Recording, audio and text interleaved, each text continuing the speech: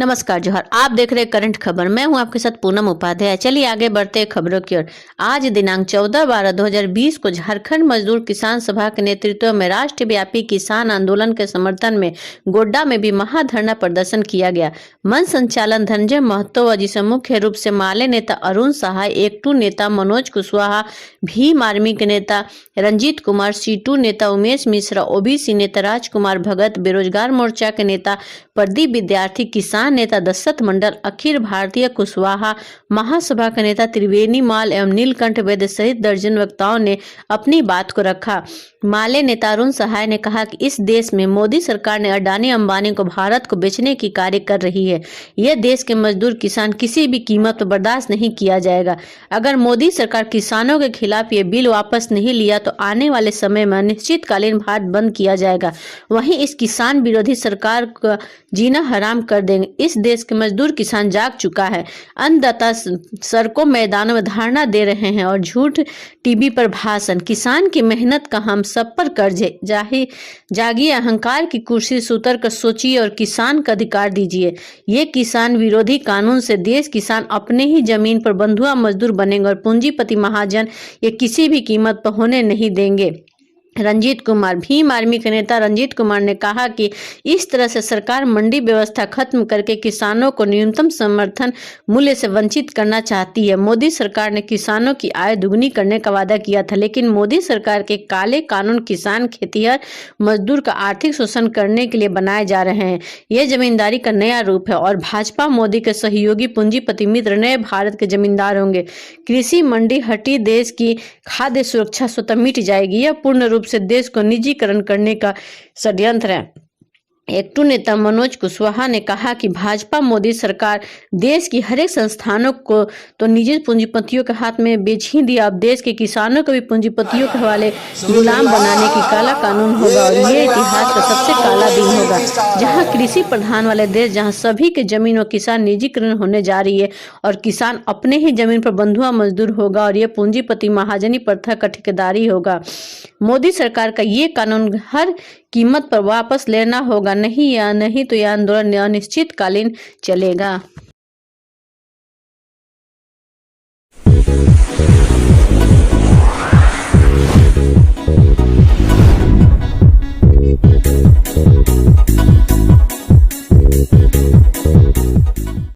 नमस्कार, आप देख रहे हैं करंट खबर। मैं हूं आपके साथ आरती जायसवाल। चलिए आगे बढ़ते हैं खबरों की ओर। राजमार्ग भी जाम करेंगे, तब मोदी जी क्या कह रहे हैं? ज्ञान ये लोग माओवादी हैं, तो मैं हूँ माओवादी। मैं विश्वास करता और मेरे 40 बजे बुला ले आओ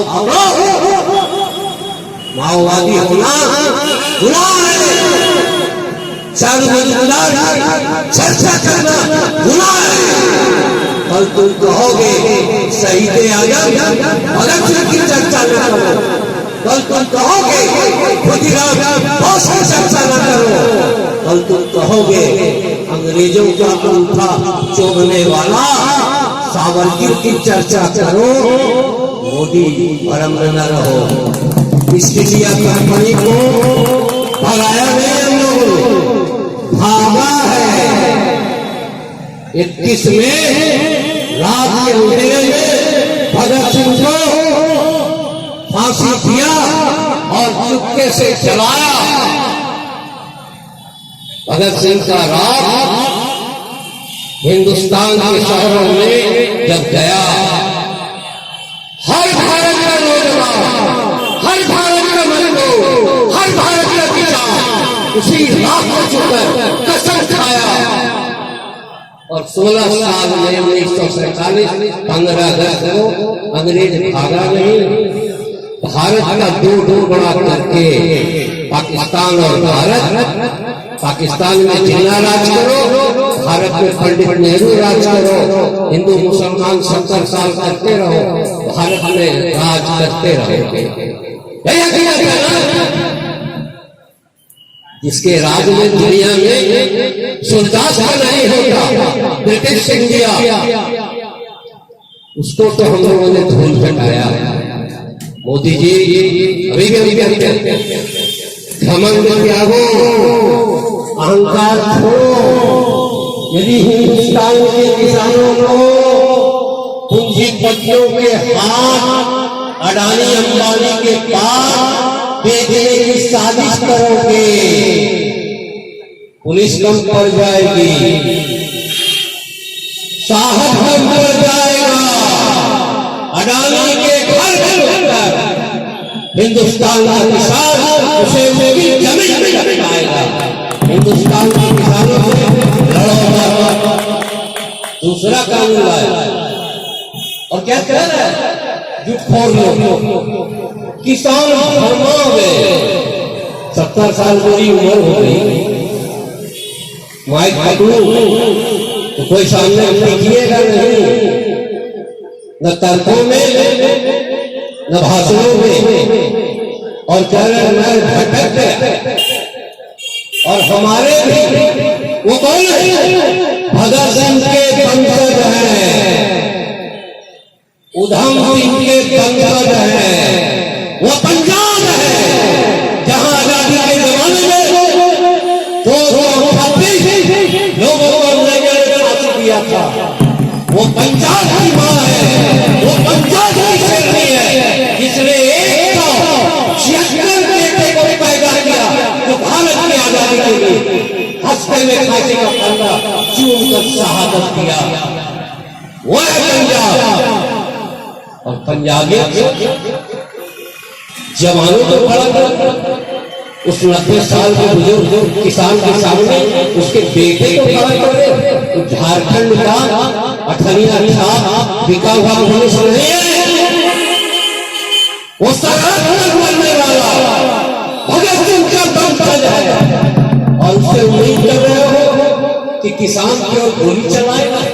टीवी देखो, उन किसानों के बीच चट्टी बिछा कर अपने बाप को खाना परोसा।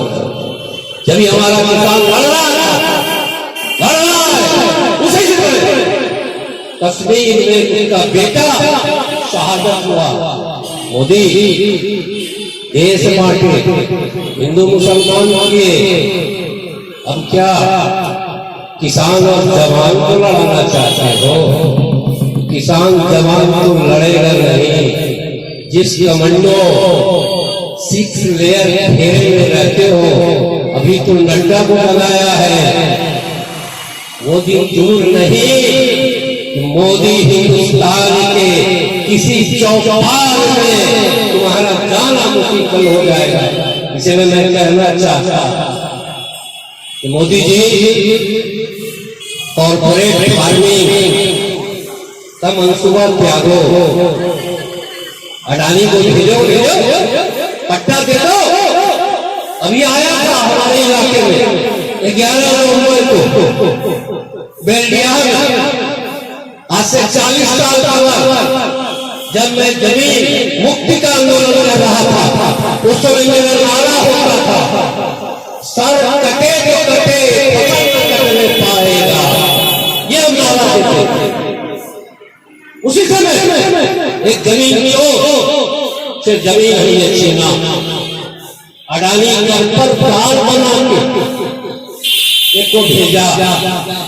वहां के आदिवासी उससे पूछे, हमके तरी बोला है जैसे निवाला का? हाँ, हमके उसमें तो बंदी वाला, हमको उसको हाथ से क्योंकि पुलिस हो जाती वो क्या जिला प्रशासन यदि अडानी कर देगा उसका लोग जाम कर दे। अडानी की गाड़ी मिल गया, दरोगा जी आ गए लाठी चमकाने, काहे बाप का गाड़ी हुआ था तो कहले नौकर रखा है बेटा, इस योग घूमने लगा। आई बात अडानी की गाड़ी मिल गया, बड़ा तो दिया, पुलिस भाग खड़ी हुई, राइफल छीना गया। किसी तरह से हिसाब किताब बैठा था, राइफल लौटा। मैं कहना चाहता जिला प्रशासन से और आप सबको बेल्डिया गोड्डा जिला के किसानों को यदि समाज का कीमत नहीं मिला, गोड्डा जिला के किसानों को कोल्ड स्टोरेज नहीं बना, तो क्या मैं आपको पता है किसी को आज से 40 साल तक जब किसान का आंदोलन करते गोड्डे में कोल्ड स्टोरेज बना, सब बेच के खा गया नेता लोग। ठीक कहा है दिल्ली का मेरा किसान सभा का नेता लोग कि कोई नेता नहीं चलोगे, हम लोग नेता बने हैं माँ के कोख से नहीं। मैं यदि नेता बना गरीबों के संघर्ष के कोख से उनकी लड़ाई के लिए अपनी जवानी को दिया है, तब उनका नेता बने हैं। 10 जात जुटा लिए और फोटो खिंचा लिए, सबको कर दिया हिंदुस्तान के किसानों ने। कोई पर नहीं चढ़ोगे, यह किसानों का मत है, समर्थन करना है, अपना झंडा फेंक फेंक करो। और देख रहे हैं आप लोग टीवी में लाल झंडा में है किसान, जब भी किसान लड़ेगा, जब भी मजदूर लड़ेगा, जब भी गरीब लड़ेगा, वो लाल झंडा लहराएगा। इतिहास गवाह है, ये सेकंड नंबर का घर है, ओटीए यही लाल झंडा तोड़कर प्रशासन को मजबूर करके ये गरीब का घर बनाया। आज आपने लाल झंडा फेंका, अपना संगठन तोड़ा, आज आपको कहता है शहर से भागो। गरीब शहर में ये बगल में हमने लड़कर रिक्शा वाले का वैन बसेरा बनाए थे, आज वो रिक्शा वाले का वैन बसेरा गोड्डा का लूटने का अड्डा नगर पालिका का दफ्तर बना। इसलिए गरीबों कान खोलकर सुनो, आ गया जमाना। मैं कहता था कि जल्द ही समय आएगा, आ गया। किसानों को और लड़ने वाला ये नहीं सोचता कि मेरे पीछे कौन है। अभी मैंने कई लोग मिले थे हमसे आज का धरना के लिए, बड़ी योजना बनी थी, अखबार में फोटो भी छपा था, कहा गया नेताओं को मेरा फोटो बढ़िया से छापना, और उस आएगा नहीं छपा था। आज है कोई उससे भी गलती, हमने भी भरोसा किया फोटो खिंचाऊं नेताओं को, नहीं तो आज यह गौतम भरा होगा। इसलिए आपको भी कहना चाहेंगे, चेहरा चिकना देखकर, मंडी में हराम का माल देखकर राजनीति निर्णय न करना, जात के नाम पर राजनीतिक निर्णय न करना। कर्मा सोरेन गोड्डा जेल में मारा जाता है, करुण सहाय जमानत तोड़वा जेल जाता है, और जेल में फरिया जो उसी जेल करवाते हैं। ये है लाल झंडा का नाम। मुझे आज अच्छा लग रहा है जब मैं कुछ नौजवानों को देखता हूँ। बिल्कुल सही कहा, शुरू में कहा ये पंजाब का कांग्रेसी किसान है। जब